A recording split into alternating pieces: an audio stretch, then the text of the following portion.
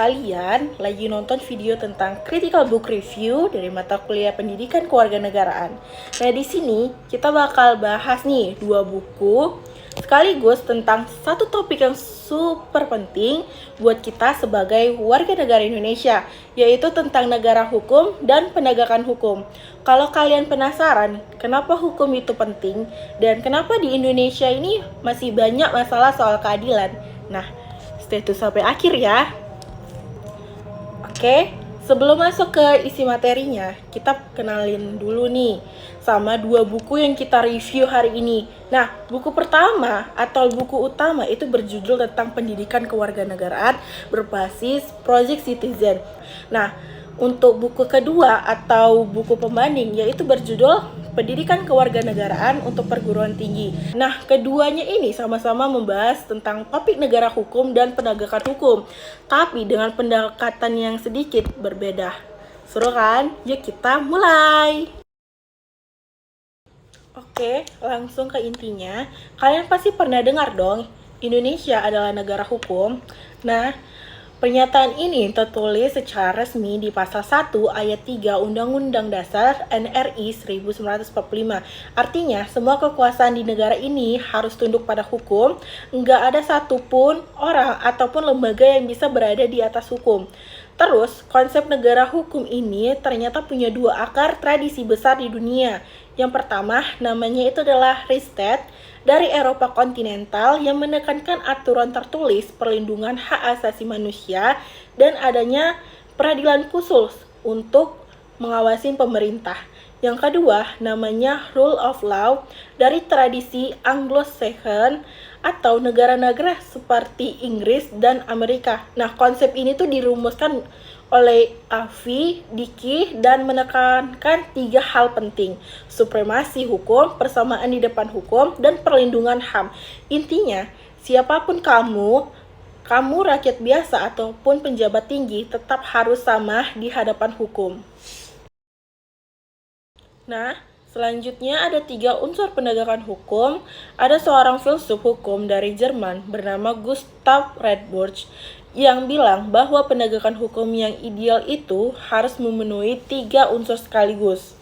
Unsur pertama adalah keadilan, yang artinya setiap orang itu harus diperlakukan sama di depan hukum tanpa memandang jabatan, kekayaan, atau latar belakang sosialnya. Unsur kedua adalah kemanfaatan. Jadi, hukum itu nggak boleh kaku dan nggak responsif. Hukum harus bisa memberikan manfaat nyata bagi masyarakat dan mampu berkembang sesuai kebutuhan zaman. Dan yang ketiga adalah kepastian hukum. Maksudnya, aturan hukum itu harus jelas dan stabil supaya masyarakat itu bisa tahu apa konsekuensi dari setiap tindakan mereka. Yang penting, ketiga unsur ini tuh harus seimbang. Kalau salah satu terlalu dominan, terjadi timpang. Misalnya, kalau terlalu fokus ke kepastian hukum, tapi mengabaikan keadilan, hasilnya itu hukum yang sah secara formal, tapi terasa tidak adil di masyarakat.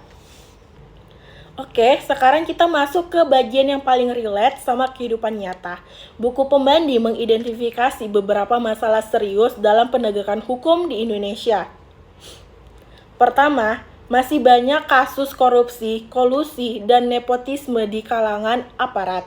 Kedua, independensi lembaga peradilan masih sering dipertanyakan. Dan ketiga, ada fenomena yang sering kita dengar, yaitu hukum itu tajam ke bawah tapi tumpul ke atas. Maksudnya itu rakyat kecil gampang banget kena hukum, tapi orang yang punya kekuasaan atau uang itu sering bisa lolos.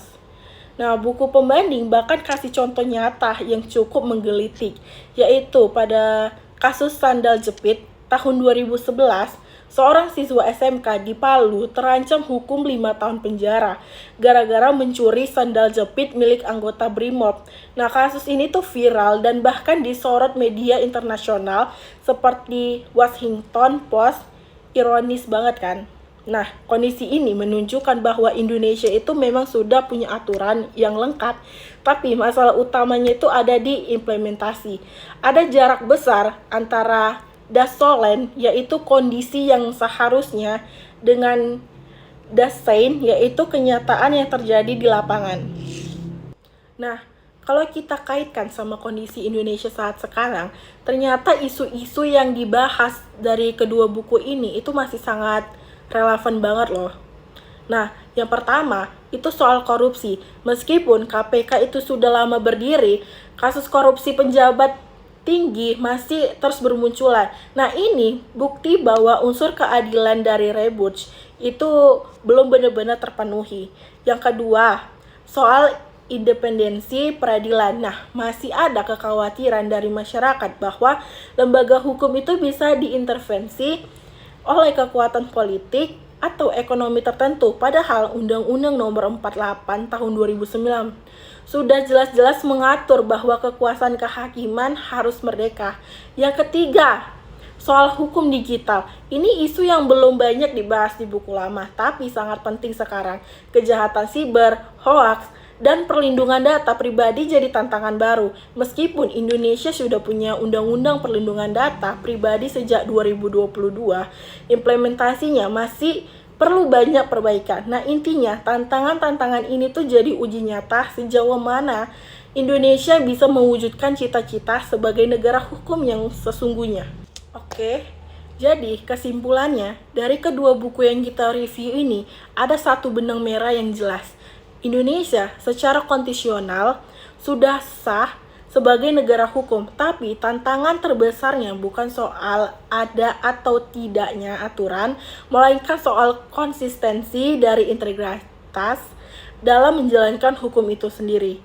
Nah, teori Rebus tentang keadilan, kemanfaatan, dan kepastian hukum bisa jadi panduan penting buat kita semua, bukan cuma buat para penegak hukum, tapi juga buat kita sebagai warga negara yang aktif mengawasin dan berpartisipasi. Karena hukum yang baik itu bukan cuma soal aturan yang tertulis rapi di atas kertas, tapi soal bagaimana aturan itu benar-benar dirasakan adil oleh seluruh lapisan masyarakat. Oke, segitu dulu video kali ini. Semoga bermanfaat. Sampai jumpa semuanya.